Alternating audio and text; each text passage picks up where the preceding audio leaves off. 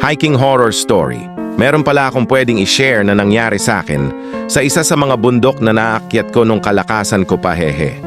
Around 2015 nung napag-isipan namin ng high school friend ko na si Kevin na umakyat sa Tarak Ridge, Bataan.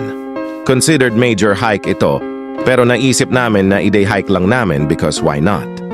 Hindi kami nakakuha ng guide kasi nung dumating kami sa jump off ay walang tao so nag-proceed na lang kami dahil mukhang di naman mahirap ang trail. DIY pala kami nun so sagot namin ang isa't isa, na-reach namin yung Tarak Ridge, picture-picture, pahinga sa Papaya River, tapos baba na.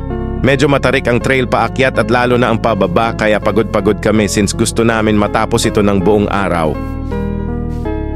On the way back, parehas na kaming pagod ni Kevin kaya di na kami masyadong nag-uusap.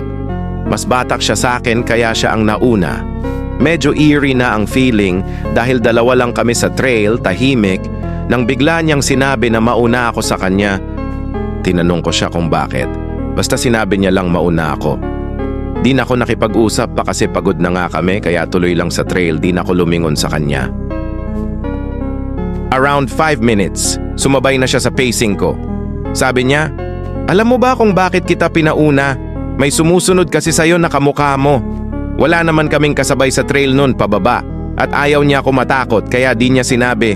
Nakabalik kami sa jump off, nakasakay ng bus pabalik ng Manila at di na uli nag-usap ever since.